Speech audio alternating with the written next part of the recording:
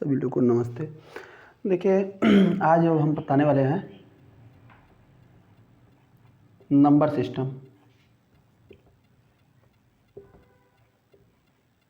Number system जिसको संख्या पद्धति कहते हैं। संख्या पद्धति चल रहा है। संख्या पद्धति कहते हैं। देखिए संख्या पद्धति में क्या है, पहले तो हम लोग सबसे पहले शुरू करेंगे प्राकृतिक संख्या।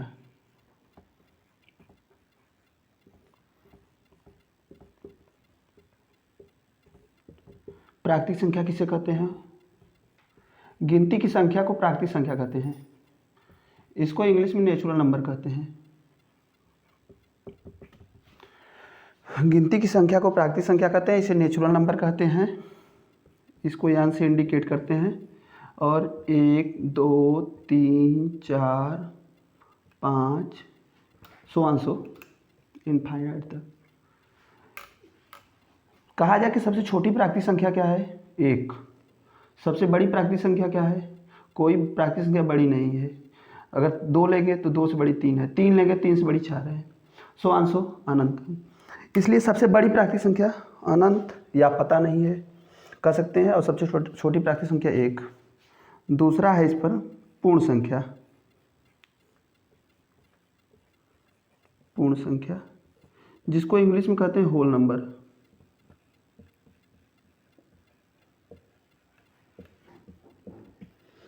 Whole number. देखिए अभी इसके पहले जो हम वीडियो बनाए थे उसमें शून्य की समझ बता चुके हैं। अगर देखना है तो उसको पीछे जाके आप देख सकते हैं, प्लेलिस्ट में है। तो देखिए शून्य का मतलब क्या होता है, अगर शून्य को समझाना है इस समय, अगर थोड़ा सा कॉन्सेप्ट दे रहे हैं आपको। हमारे पास कितना मार्कर है? 1 मार्कर है। हमने मार्कर आपको दे दिया। अब हमारे पास कितना मार्कर है? 1 भी नहीं, कुछ नहीं, मतलब 0। तो अगर शून्य को, इस प्राकृतिक संख्या में शून्य को समाहित कर लिया जाए तो ये आपका पूर्ण संख्या हो जाएगा। 0 1 2 3 4 सो अनंत तक। सबसे छोटी पूर्ण संख्या 0 और सबसे बड़ी पूर्ण संख्या वही अनंत या पता नहीं, कोई बड़ी नहीं है। अब अगर कहा जाए, एक क्वेश्चन इसमें फंसाता है, पूछता है कि सभी प्राकृतिक संख्याएं पूर्ण संख्याएं होती हैं लेकिन सभी पूर्ण संख्याएं प्राकृतिक संख्याएं नहीं होती, क्यों? तो देखिए इसको हम लोग तो कह ही सकते हैं ना, यही तो डिफिनीशन है कि 0 जो है यह पूर्ण संख्या है लेकिन प्राकृतिक संख्या नहीं है। तो इसलिए सभी प्राकृतिक संख्याएं पूर्ण संख्याएं हैं। इसमें देखिए यही तो प्राकृतिक संख्या है। और सभी पूर्ण संख्याएं प्राकृतिक संख्या नहीं है, इसलिए क्योंकि इसमें 0 इंक्लूडेड है। उसके बाद देखिए आता है तीसरे नंबर पर पूर्णांक। पूर्णांक पूर्णांक जिसको इंग्लिश में कहते हैं इंटीजर। देखिए इंटीजर है, इसको इंटीजर में, इंटीजर के अगर डिफिनीशन बताएंगे तो ऋणात्मक संख्याएं, जैसे दाएं चलते हैं, दाएं 2 कदम चले तो +2, अगर बाएं 2 कदम चले तो -2, ऊपर 2 कदम चले तो +2, नीचे 2 कदम चले -2। दाएं बाएं ऊपर नीचे इस तरह से है। तो इसको यहाँ पर अगर कहा जाए पूर्णांक किसे कहते हैं, तो पूर्ण संख्याओं के साथ में, इसको जेड से इंडिकेट करते हैं। अगर पूर्ण संख्याओं के साथ में इसको समाहित कर लिया जाए, पूर्ण संख्याओं के साथ में अगर हम लोग ऋणात्मक संख्याओं को इंक्लूड कर लिया जाए तो पूर्ण संख्या क्या है हमारा? 0 1 2 3 4 सो अनंत तक। और इधर अगर कह लिया जाए -1 -2 -3 सो माइनस अनंत तक, तो कहेंगे माइनस अनंत तक। तो ये हो जाएगा कि कहा जाए कि पूर्णांक किसे कहते हैं, तो ये देखिए पूरा पूर्ण संख्या है। पूर्ण संख्याओं के साथ में अगर ऋणात्मक संख्याओं को उसमें समाहित कर लिया जाए, पूर्ण संख्याओं के साथ में अगर ऋणात्मक संख्याओं को उसमें समाहित कर लिया जाए तो वह पूरा क्या होगा? पूर्णांक होगा। पूर्णांक में थोड़ा सा कॉन्सेप्ट और समझ लीजिए कि देखिए 0 को छोड़ के, 0 यहाँ से हटा दीजिए, 0 का मतलब रहने दीजिए, पूरा पूर्णांक होगा 0 1 2 3 सो ऑन सो, -1 -2 -3। लेकिन ये -1 इधर वाला जो है इसको कहते हैं ऋण पूर्णांक। क्या कहते हैं? ऋण पूर्णांक। अगर कोई पूछ दे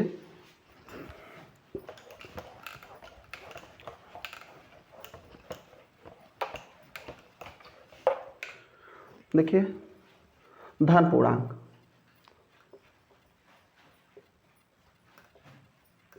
धन पूर्णांक यहाँ कहेंगे पॉजिटिव इंटीजर। तो पॉजिटिव इंटीजर जो होगा वो क्या होगा?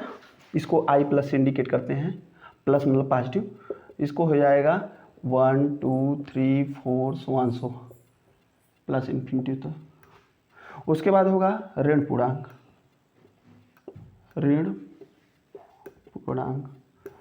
ऋण पूर्णांक किसे कहेंगे? Negative integer.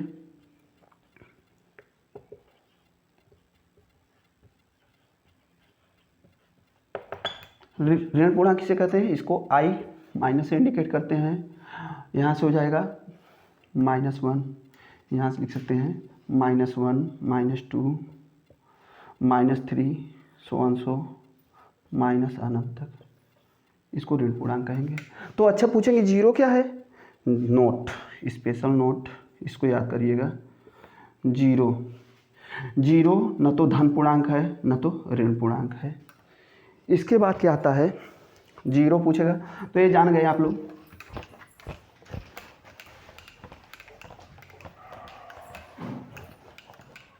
उसके बाद क्या है? सम संख्या, सम संख्या, सम संख्या जिसको इंग्लिश में कहते हैं इवन नंबर, इवन नंबर और विषम संख्या।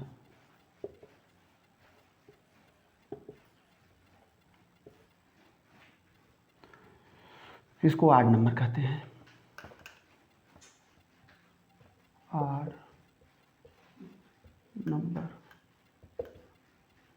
आड नंबर है जो 2 से कट जाए, 2 से विभाजित हो जाए। 2 4 6 8 10 100 ये सम संख्या है, इवन नंबर है। और जो 2 से ना कटे, 1 3 5 7 9 11 100 ये इवन नंबर है। सम संख्या किसे कहें? 2 4 6 8 10 जो 2 से विभाजित हो जाए, 2 से कट जाए उसको सम संख्या, जो 2 से न कटे वह विषम संख्या। इसके बाद देखिए जो मेन कॉन्सेप्ट आता है यहाँ पर से आता है,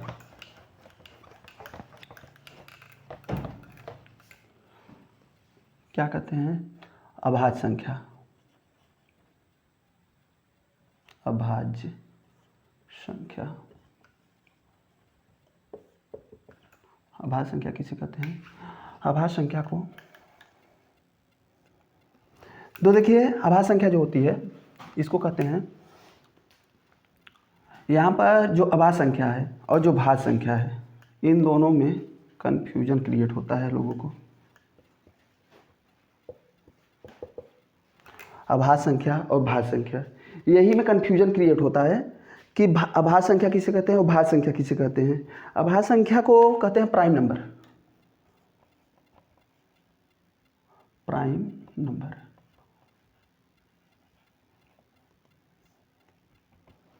और इसको कहते हैं को प्राइम नंबर, को प्राइम नंबर। देखिए अभाज्य संख्या किसे कहते हैं? अभाज्य संख्या उसे कहते हैं जो अपने से कटे और एक से कटे, अपने से कटे और एक से कटे। कटने का मतलब विभाजित हो, अपने से विभाजित हो और एक से विभाजित हो। और भाज्य संख्या किसे कहते हैं? जो अपने से विभाजित हो, एक से विभाजित हो, किसी अन्य से विभाजित हो। दूसरी भाषा में और कह लीजिए इसको कह सकते हैं अभाज्य संख्या किसे कहते हैं? अभाज्य संख्या कहने का तात्पर्य है कि जिसके 2 से अधिक गुणनखंड हो, 2 से कम गुणनखंड, 2 ही केवल गुणनखंड हो, 2 से ज़्यादा ना हो। सॉरी इसके लिए अभाज्य संख्या कहते हैं जिसके 2 ही गुणनखंड हो, एक हो और स्वयं हो, और तीसरा उसका अभाज्य गुणनखंड ना हो। जैसे 2 3 5, 7, 11, 13, 17, 1600। अब कहा जाए इसको अभी अभाज्य संख्या के लिए, इसमें देखिए क्वेश्चन थोड़ा सा फंसाता है। कहाँ पर फंसाता है, इसको थोड़ा सा कन्फ्यूजन क्रिएट खत्म कर लीजिए। देखिए पूछ दे, पहला क्वेश्चन हो सकता है कि सबसे छोटी अभाज्य संख्या, सबसे छोटी अभाज्य संख्या क्या होगा, 2 होगा। सबसे छोटी सम अभाज्य संख्या, सम अभाज्य संख्या क्या होगा, 2 होगा। अगर यही क्वेश्चन फंसा दें यहाँ पर, सबसे छोटी विषम अभाज्य संख्या, विषम अभाज्य संख्या क्या होगा, सबसे छोटी विषम अभाज्य संख्या क्या होगा, 3 होगा। अगला है 1 से 50 तक कुल कितनी अभाज्य संख्या है, कुल अभाज्य संख्या कितना है, 15। 51 से 100 तक कुल अभाज्य संख्या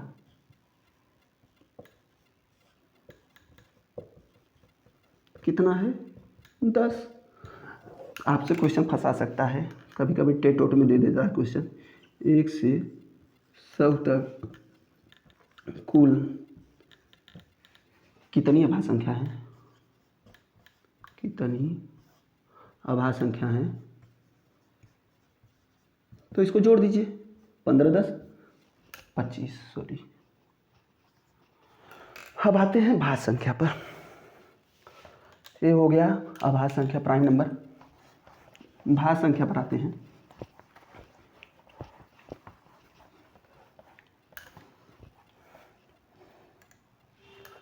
देखिए भाज्य संख्या पर आते हैं, को प्राइम नंबर। भाज्य संख्या पर अगर आएंगे तो उसको कहेंगे को प्राइम नंबर। भाज्य संख्या किसे कहते हैं, भाज्य संख्या उसे कहते हैं जो अपने से कटे, एक से कटे और किसी से कटे। तो क्या होगा, अपने से कटे, एक से कटे, तो सबसे छोटी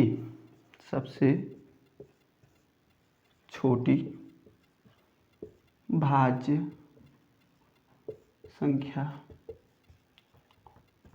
क्या होगा, 4 होगा। सबसे छोटी भाज्य संख्या क्या होगा, 4 होगा। देखिए इसको लिख सकते हैं 4 6 8, 4 6 8 9 1600।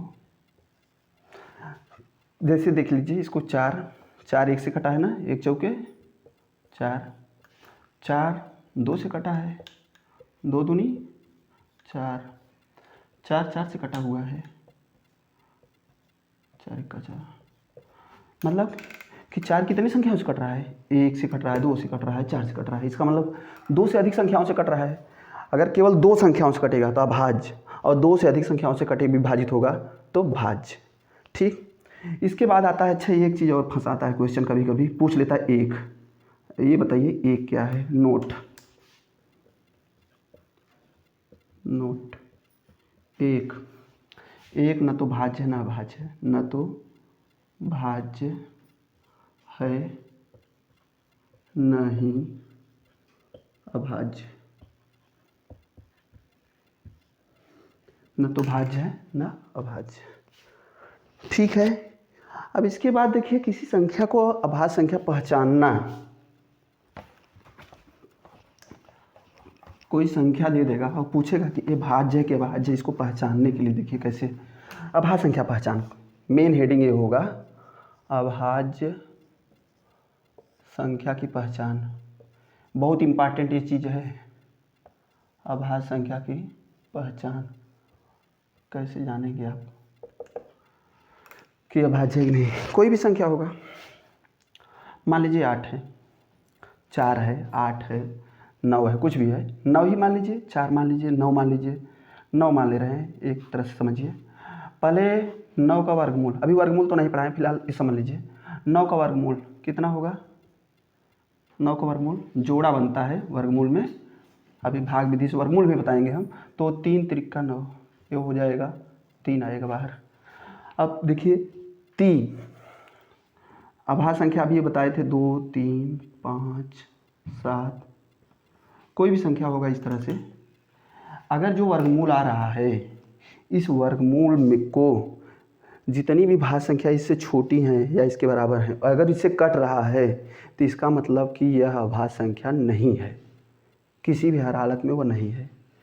जिससे 81 मान लीजिए, 81 का वर्गमूल कितना होगा, इसको लिख सकते हैं 3 गुणे 3, 3 त्रिका 9, 3 27, 3 81, जोड़ा बनाएंगे हम लोग, इसको लिखेंगे 3 3 9 आएगा।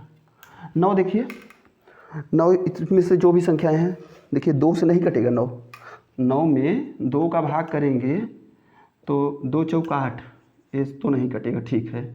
लेकिन 9 से भी छोटी जितनी भी हैं, जैसे 7 है यहाँ पर, देखिए 7 3 2 5, लेकिन ये 9 देखिए 3 से कट रहा है, किससे कट रहा है, 3 से कट रहा है। इसलिए जो है यह आपका 81 जो संख्या है, क्या है 81, ये क्या है, भाज्य संख्या है। 81 क्या है, भाज्य है।